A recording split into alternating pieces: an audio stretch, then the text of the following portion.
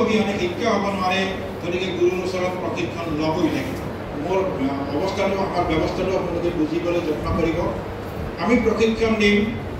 অনাগত দিনত আমি বহুগৰাকী গোৱালপাৰা জিলাৰ পৰা আমি প্ৰশিক্ষক উলিয়াম। ইতিমধ্যে আমি কিছু মানুহক আমি চিনাক্ত কৰিছোঁ, যিসকলক আমি হয়তো এমাহৰ ভিতৰত আমি প্ৰশিক্ষকলৈ ৰূপান্তৰ কৰিম। প্ৰশিক্ষক হ'বৰ কাৰণে এটা যথেষ্ট কঠোৰ অনুশীলনৰ মাজেদি যাব লাগে। এসপ্তাহ 10 দিন প্ৰশিক্ষণ ল'ব লাগিব।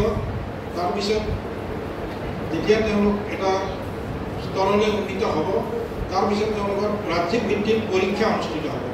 সেই পৰীক্ষাত আমাৰ 25 জনীয়া এটা বিশেষজ্ঞ সমিতি আছে। সেই সমিতিৰ আগত তেওঁলোকে আবৃত্তি কৰিব লাগিব। যদি নিখুঁত হয় তেতিয়াহ'লে তেখেতসকলে প্ৰশিক্ষক বুলি ঘোষণা কৰে। আৰু এই কৰাৰ উদ্দেশ্য আমাৰ অলপ সন্মুখত মহান উদ্দেশ্য আছে। এনেকৈ প্ৰশিক্ষক উলিয়াই আমাক অহা এই বছৰটোৰ ভিতৰত আমি অসমত চেষ্টা কৰিছোঁ আমি 10,000 প্ৰশিক্ষক উলিয়াবৰ কাৰণে। কিয়নো ভূপেন হাজৰিকাৰ যেতিয়া শ্ৰদ্ধাঞ্জলি অনুষ্ঠান শেষ হ'ব, তাৰমানে 2027 চনত আমাৰ নেতৃত্বই চেষ্টা কৰিছে যে অসমৰ চুকে কোণে আবৃত্তি স্কুলবিলাক স্থাপন কৰা হ'ব, যাতে উঠি অহা প্ৰজন্মই শুদ্ধ ৰূপত আবৃত্তি শিকিব পাৰে আৰু অসমীয়া ভাষা, উচ্চাৰণ, বানান এই কথাখিনিত বেছি পৰিমাণে নিজকে মনোযোগ দিব পাৰে।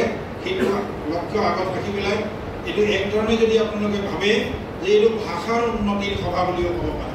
কিন্তু আমি নকওঁ এয়া অসম আবৃত্তি আৰু সংস্কৃতি পৰিষদ। অসম আবৃত্তি আৰু সংস্কৃতি পৰিষদে ইতিমধ্যে ছাত্ৰ ছাত্ৰীৰ কাৰণে চিলেবাছৰ কাম কৰি আছে।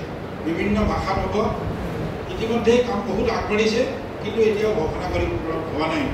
আপোনালোকক জনাই দুটা কথা জনাই মই ভাল পাম। আমাৰ আবৃত্তিৰ শেষত অসম আবৃত্তি আৰু সংস্কৃতি পৰিষদৰ যিটো ৱেবছাইট, যিটো সকলোৱে চবেই সুধি থাকে, সেই ৱেবছাইটটো মুকলি কৰা হ'ব। আমাৰ ৰাজ্যিক নেতৃত্বৰ কাব্যনীল ডাঙৰীয়া আমাৰ মাজত আছে, তেখেতে ৱেবছাইটটো মুকলি কৰি দিব। আৰু আমাৰ হাতত অসম আবৃত্তি আৰু সংস্কৃতি পৰিষদৰ যিখন সংবিধান বনোৱা হৈছে, এই সংবিধান আজি আমাৰ হাতত অৰ্পণ কৰিব। আৰু এই আজি গোৱালপাৰাত এতিয়া আমি যি কাম কৰি আছোঁ, অসমৰ 32খন জিলাত একেই কাম হৈ আছে।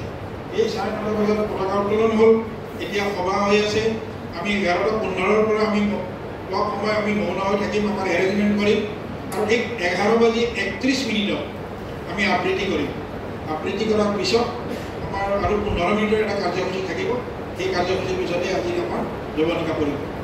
গতিকে এইটো এটা মহান কাম, মহান শিল্পীলৈ মহাধৰণে আমি শ্ৰদ্ধাঞ্জলি জনাবৰ কাৰণে আমি আগবাঢ়িছোঁ। আপোনালোকে সকলোৱে সহযোগ কৰিব আৰু কথাবিলাক অলপমান সহজভাৱে ল'ব, যাতে এটা নতুনত্বৰ যাত্ৰা কৰিলে মাজে মাজে ঠেকা ঠেকুলি খোৱা হয়। যদি আমি গৈ থকা ৰাস্তাটো কেতিয়াবা উজুতি খায়, আৰু যদি নতুন ৰাস্তাতে যদি যাব লাগে, তেতিয়াহ'লে কেতিয়াবা কাঁইতে পিন্ধিব, কেতিয়াবা কিবা গুটি লাগিব, কেতিয়াবা উজুতি খাব, কিবা কিবি হ'ব। গতিকে সেইখিনি কিন্তু আমি সহ্য কৰিব লাগিব। কিন্তু এই ৰাস্তা নতুন ৰাস্তা। আগত ইয়াৰ অতীতত এতিয়াও আবৃত্তিৰ ইমান আলোড়ন, ইমান মানুহ একেলগে, ইমান প্ৰশিক্ষণ কেতিয়াও হোৱা নাছিল। সেইকাৰণে মই অলপ ভয় খাইছিলোঁ প্ৰথমতে। কিন্তু আপোনালোকক মই ধন্যবাদ জনাম। আমাৰ গোৱালপাৰা জিলাত আয়ুক্ত মহোদয়ক খবৰটো মই দিম যে মই 13টা গ্ৰুপ বনাইছোঁ। একদম ধূপধৰাৰ পৰা জলেশ্বৰলৈকে মই ধৰিছিলোঁ। মই সকলো আশা-ভাষীৰ যিখিনি মানুহ থাকে, এই সকলোৰ পৰা মই এইটো আহ্বান কৰিছিলোঁ। আৰু তাত সকলোৰে পৰাই মই কিছু পৰিমাণে সঁহাৰি পাইছোঁ। কোনোবাই শিকিছে, হোৱা নাই, মই তেওঁলোককো আহ্বান জনাইছোঁ, তেওঁলোকে শিকিব। গতিকে এতিয়া আমাৰ গৌৰৱৰ কথা, আমাৰ চৰত থকা ছোৱালীয়ে সুন্দৰভাৱে আবৃত্তি কৰি কালি ৰাতি শুনাইছে।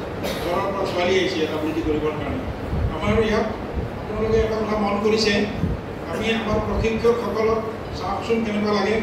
প্ৰশিক্ষকসকলক আমি যি গামোচা দিলোঁ, যি আওচা দিলোঁ, এই কামটোৱে আমি এইটো বুজাব খুজিছোঁ যে আমি সকলো একতাৰ দোলেৰে আমি বান্ধিব লাগিব। আমি একেই মানুহ।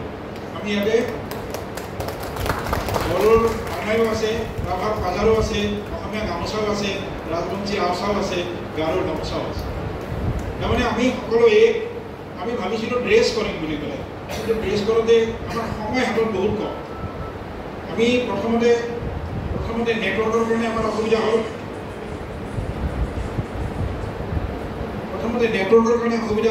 আমি মানুহখিনিক লগ কৰোঁতে অলপ সময় লাগিল। আৰু আমি 12 দিন যেতিয়া প্ৰশিক্ষণ কামখিনিও কৰিব লগা হ'ল। আমি অন্য কথাবিলাক আমি অলপ পিছুৱাইছিলোঁ, গতিকে 2 তাৰিখৰ পৰা আমি এই কথাবিলাক চিন্তা কৰি এইখিনি কাম কৰিলোঁ। আপোনালোকে সহযোগ কৰিব, সকলোকে মই আদৰণি জনাইছোঁ।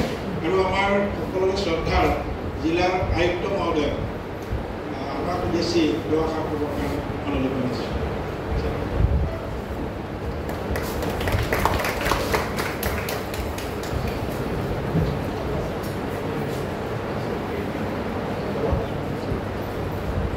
ধন্যবাদ সভাপতি মহোদয়।